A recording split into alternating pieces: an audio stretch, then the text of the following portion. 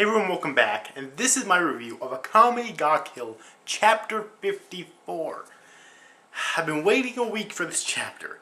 Chapter literally came out like a week and 2 days ago. Alright, entire week ago on Friday is when it came out, like the 21st, I think, of November. I've been waiting over a week to get this chapter translated, and it's finally been translated, so here we go. Chapter 54 of the series. Oh man, Budou is so fucking badass. Now, before I get into the chapter, I just want to say, I am not going to mention the manga at all. Or the anime at all. Because that's only going to lead to disaster if I do that. So I'm not going to mention it. Because I shouldn't need to. Okay? That's it. That's all I'm going to say about it right now. I'm just not going to compare this to the anime at all.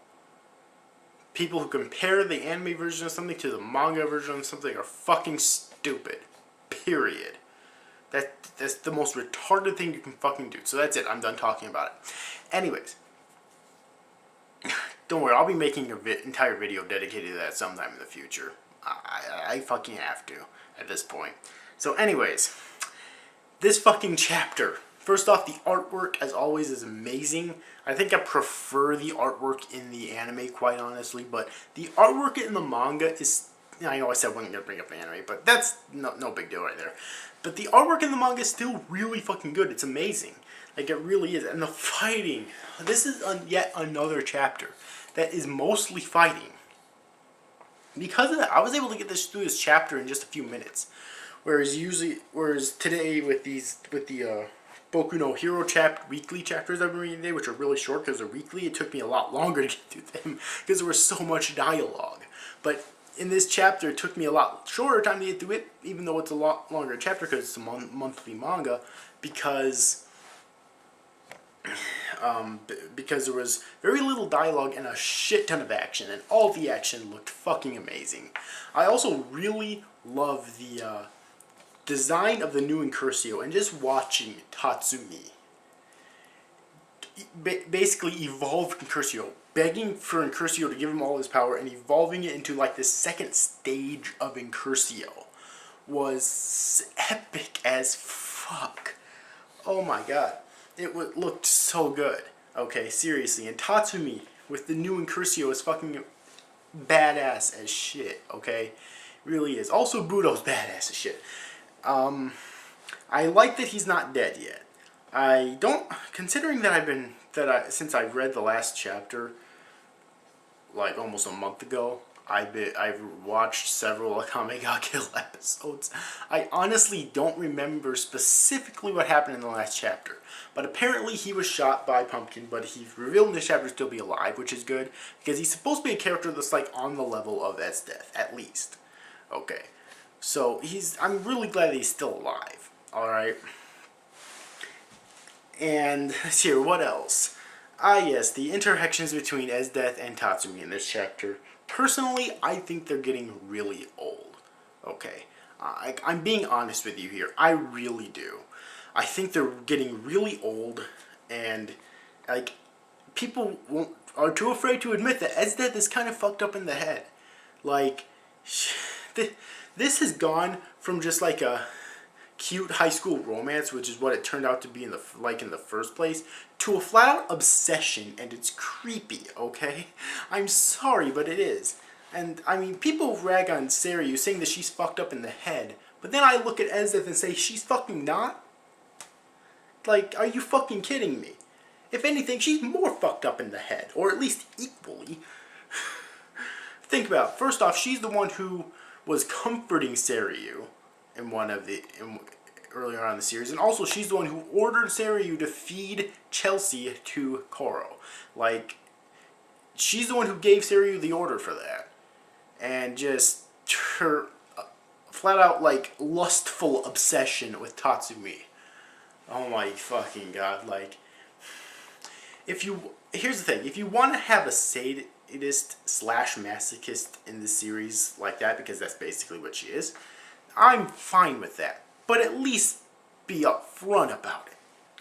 Seriously. And thing is, I think she's living in denial about actually being that too, even though that's obviously what she fucking is. But anyways, though, moving past that though, I just wanted to say that I do think that her attitude and personality like that's getting really old. All right. So the majority of the chapter was just a fight with very little dialogue between Mine and Esdeath, with Tatsumi coming in there later on in the chapter with his new and improved Curcio armor after Mine basically saved him from being executed and whatnot.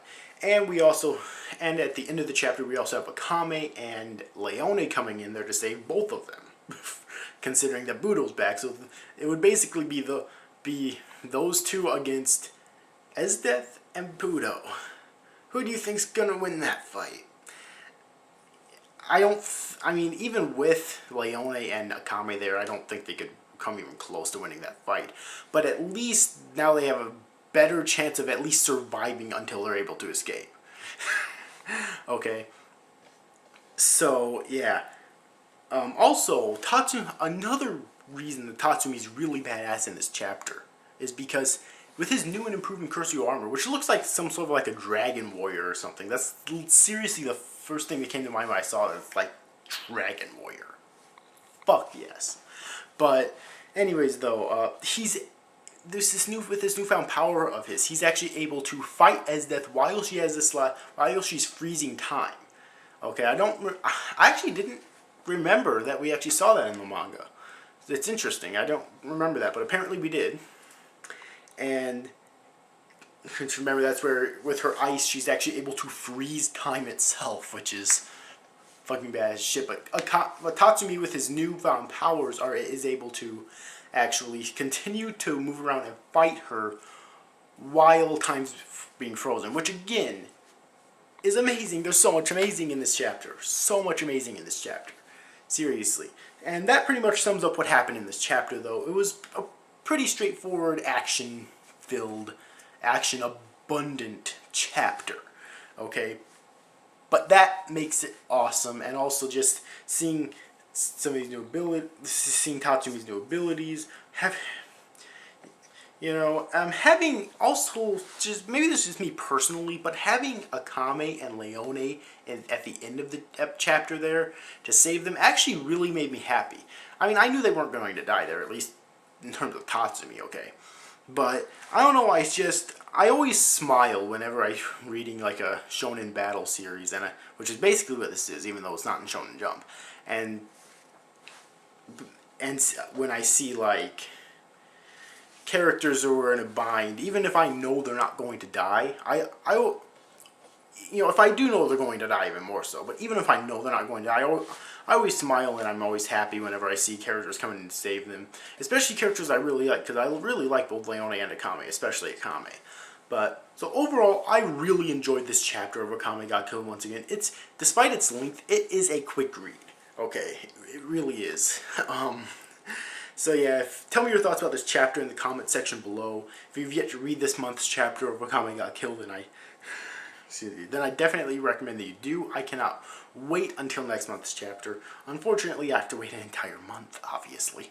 So yes, but anyways, overall, hope you enjoyed this review, guys. Thank you for watching. Bye-bye.